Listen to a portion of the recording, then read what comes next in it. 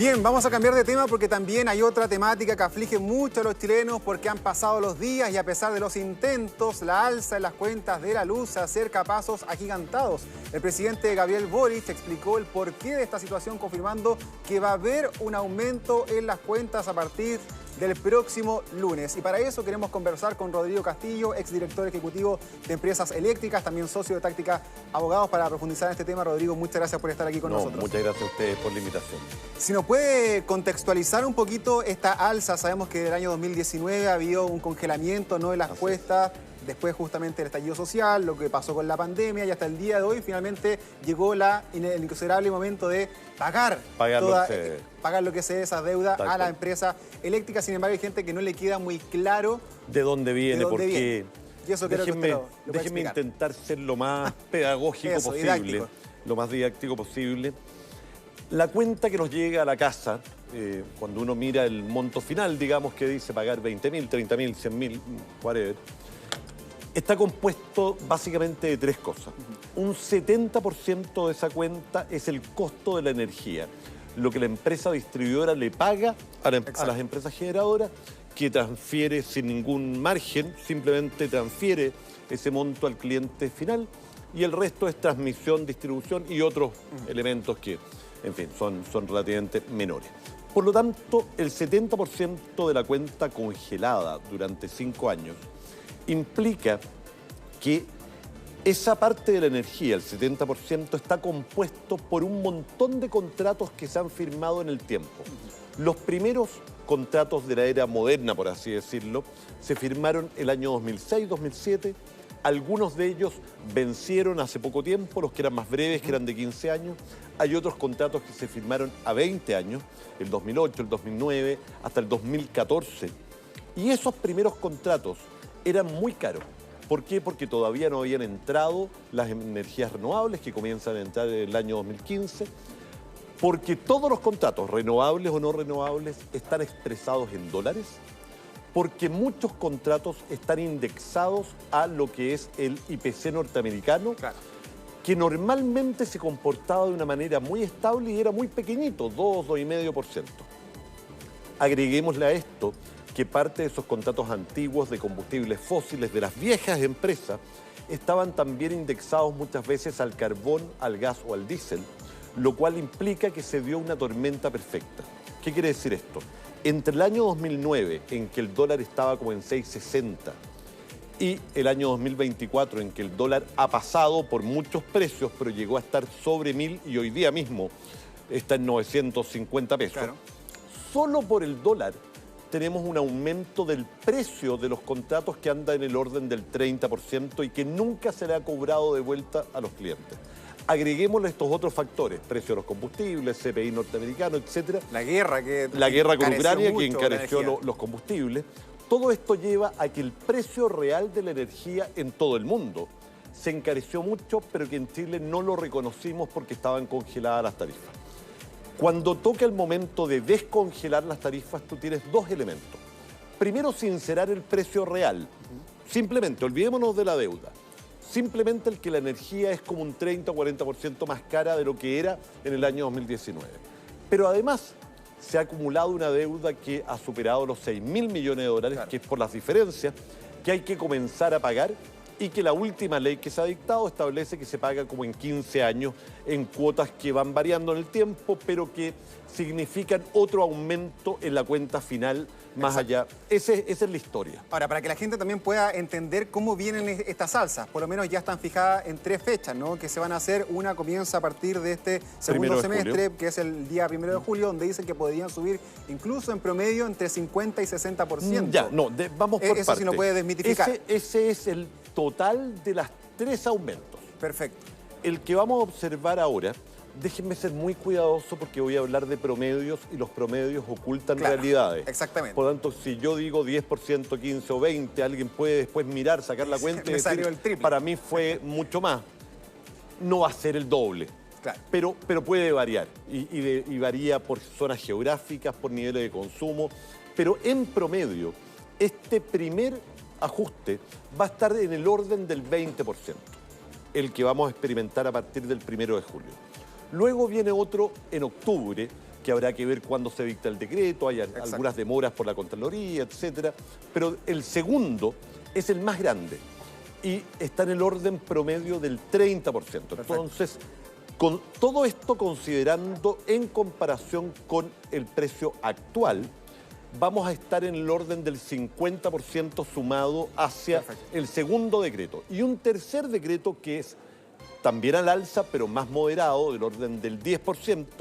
Esos tres en conjunto suman este 60% promedio, que vuelvo a insistir, estoy hablando de promedio, y si yo entrara al detalle, seguramente habría muchos matices. Exacto. Ahora, el gobierno ha sido bastante claro. Ellos dicen, esta plata se adeuda y hay que pagarla. Así es. ¿Fue la mejor fórmula hacerlo de estas tres formas? ¿Había a lo mejor una alternativa para poder ayudar, sobre todo a aquellas familias que están más complicadas, ¿no? Vamos que se les suba excesivamente la ley establece que los decretos tarifarios se dictan semestralmente.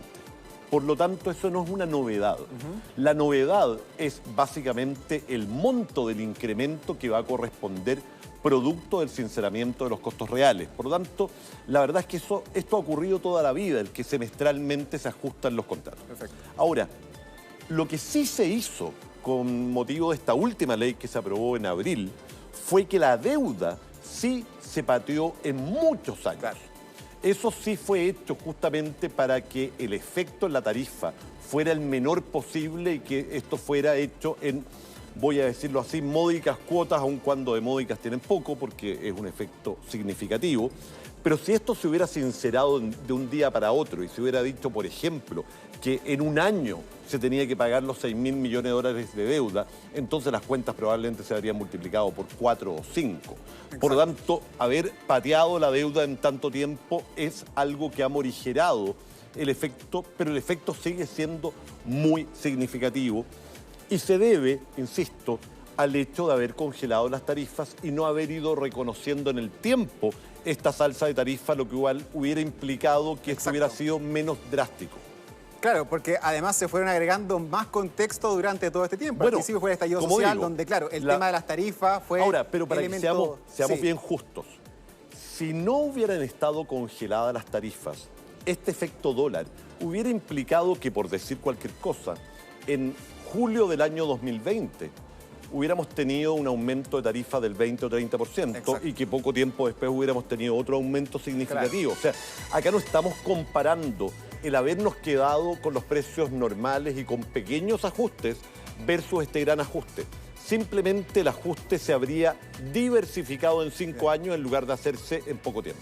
Rodrigo, mira, vamos a quedar aquí pendientes, vamos a hacer una pausa porque también quiero hablar de posibles soluciones, a lo mejor que la gente pudiese tener en torno a este tema. Así que hacemos una pequeña pausa y ya seguimos. Muy bien.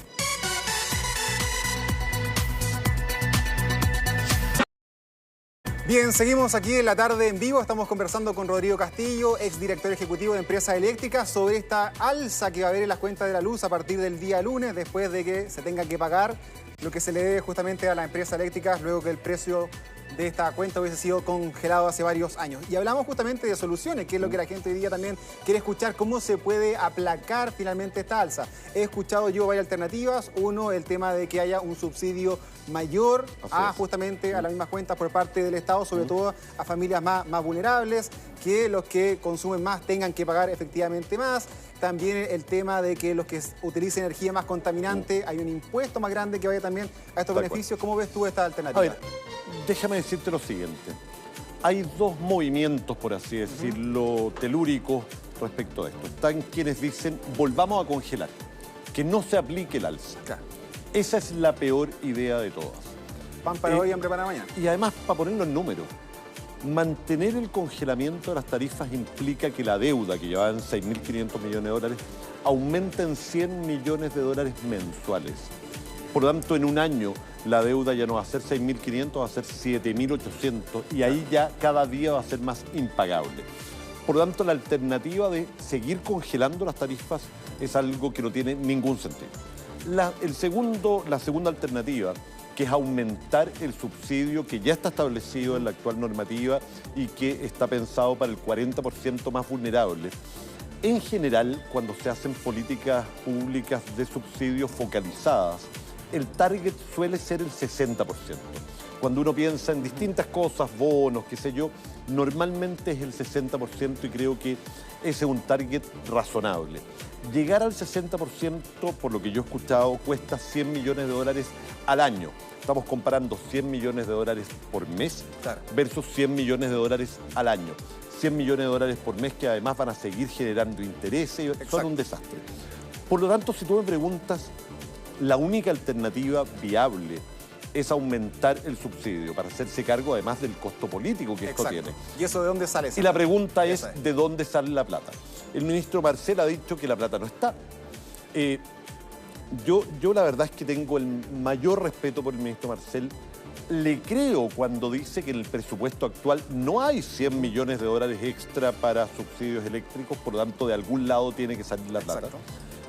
Y por lo tanto las alternativas, como suele ocurrir en este tipo de casos, por ejemplo, cuando hay una catástrofe y tiene que aparecer la plata de alguna parte, lo que se hace es reasignar partidas. Solo a modo de ejemplo, cuando uno mira el presupuesto de educación, que es uno de los más altos de Chile, la parte del presupuesto que cada año no se ejecuta supera los $500 millones.